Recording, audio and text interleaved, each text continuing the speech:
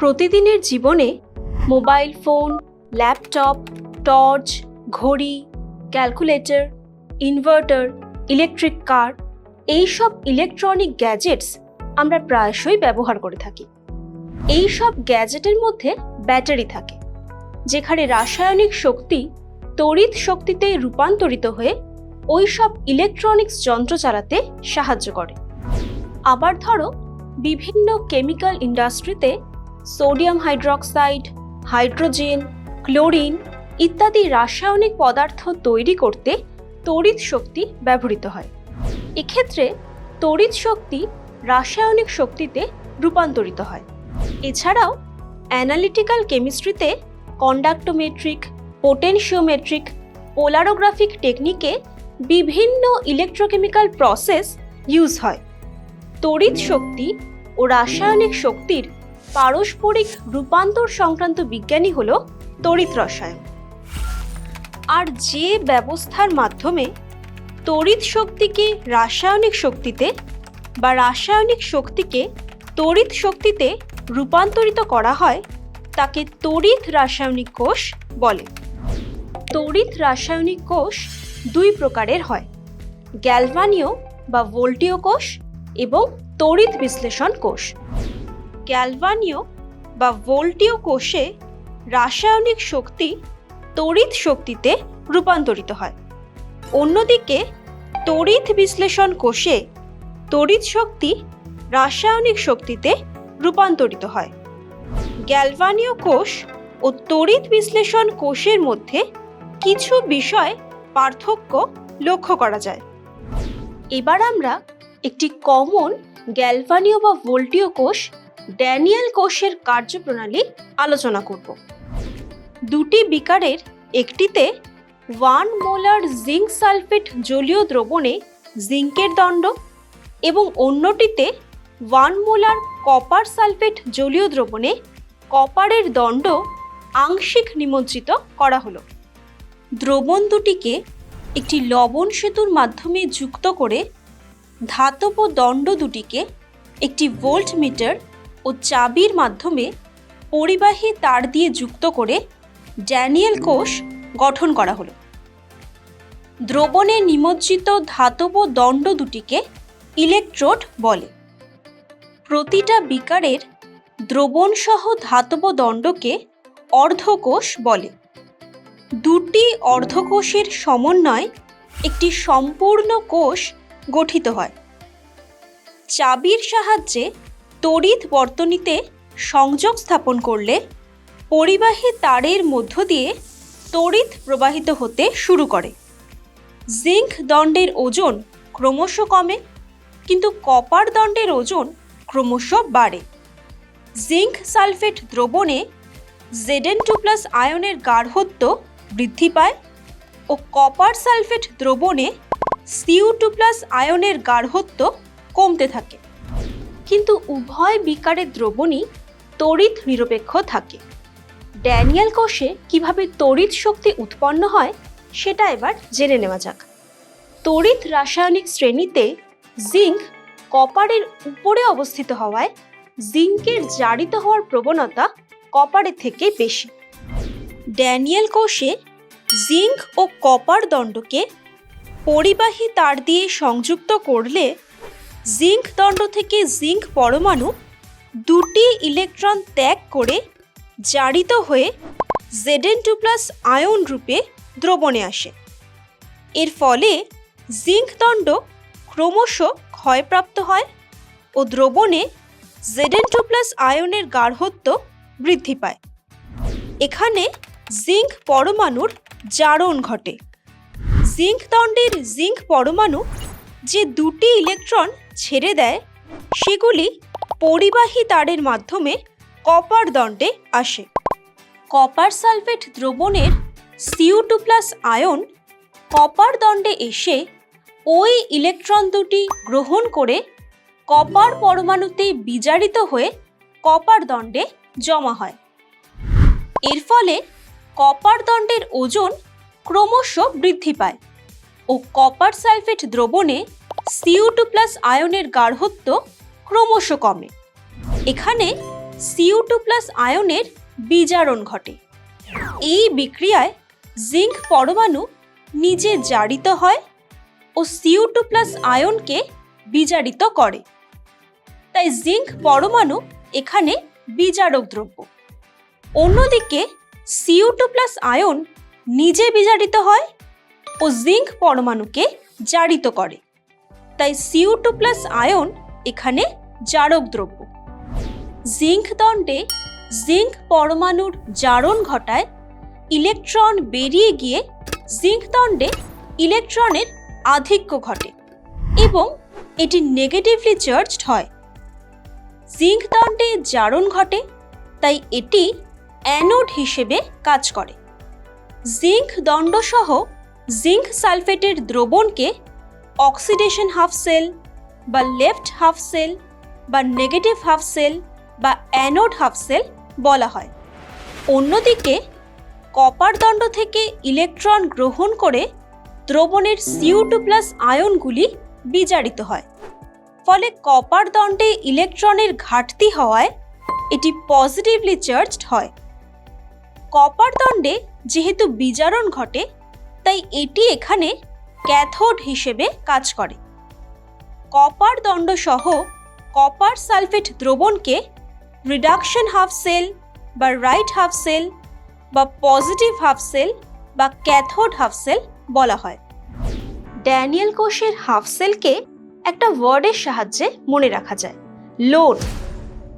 L for left, O for oxidation, A for anode, N for negative. অর্থাৎ গ্যালভানীয় বা ভোল্টীয় কোষের left ইলেকট্রোডে সবসময় oxidation হয়, সেটা অ্যানোড এবং নেগেটিভ ইলেকট্রোড। ড্যানিয়েল কোষে পরিবাহী তারের মধ্যে দিয়ে জিঙ্ক দণ্ড অর্থাৎ অ্যানোড থেকে কপার দণ্ড বা ক্যাথোডের দিকে ইলেকট্রনের প্রবাহ ঘটে। তাই প্রচলিত নিয়ম অনুসারে এর বিপরীতে অর্থাৎ ক্যাথোড থেকে অ্যানোডের দিকে বা কপার দণ্ড থেকে জিঙ্ক দণ্ডের দিকে তড়িতের প্রবাহ ঘটে। গ্যালভানীয় কোষে ইলেকট্রন ও আয়ন দুটি তড়িৎ বাহক রূপে কাজ করে।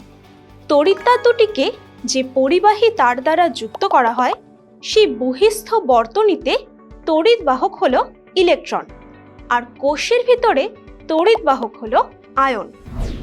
গ্যালভানীয় কোষে যে লবণ সেতু ব্যবহার করা হয়, সেটা কিভাবে প্রস্তুত করা হয় জানো? ক্যাটায়ন ও অ্যানায়নের গতিবেগ প্রায় সমান এরকম কোনো তড়িৎ বিশ্লেষ্য পদার্থ নেওয়া হয় যা কোষ বিক্রিয়ায় অংশগ্রহণ করবে না। সেই তড়িৎ বিশ্লেষ্য পদার্থের গাঢ় দ্রবণে সামান্য পরিমাণ অ্যাগার অ্যাগার মিশিয়ে উত্তপ্ত করার পর দ্রবণটিকে একটি ইউ আকৃতির কাঁচনলের মধ্যে ঢেলে শীতল করলে দ্রবণটি জেলির মতো জমে যায়। এভাবে যে লবণ সেতু তৈরি করা হয়, সেটা কিভাবে কাজ করে চলো জেনে নেওয়া যাক।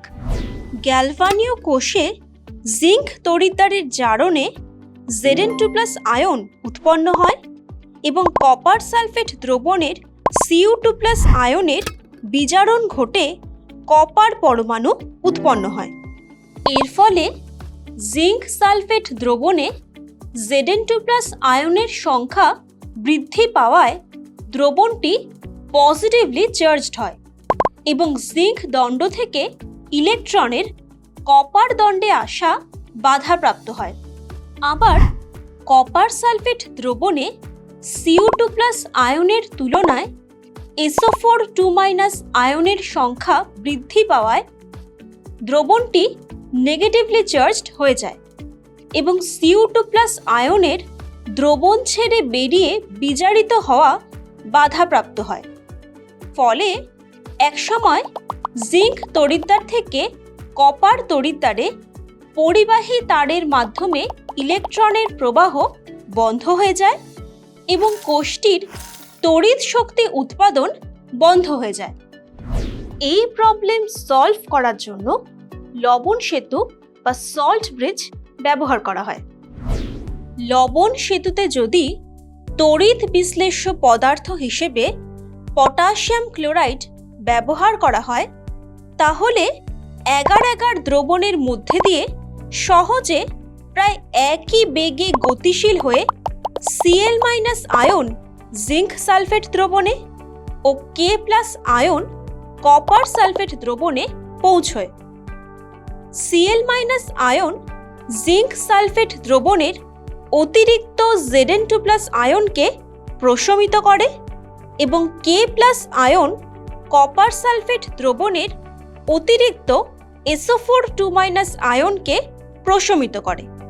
এছাড়া Zn2+ ও SO4 আয়ন লবণ সেতুতে প্রবেশ করেও প্রশমিত হয়। এর ফলে জিঙ্ক সালফেট ও কপার সালফেট দুটি দ্রবণেরই তড়িৎ প্রশমতা বজায় থাকে এবং কোষটির তড়িৎ উৎপাদন চলতে থাকে যতক্ষণ না কোষ বিক্রিয়াটি সাম্যাবস্থায় পৌঁছয়। ড্যানিয়েল কোষ সম্পর্কে আমরা জেনে গেছি। এবার চলো সরল ভোল্টীয় কোষ সম্পর্কে জেনে নেওয়া যাক।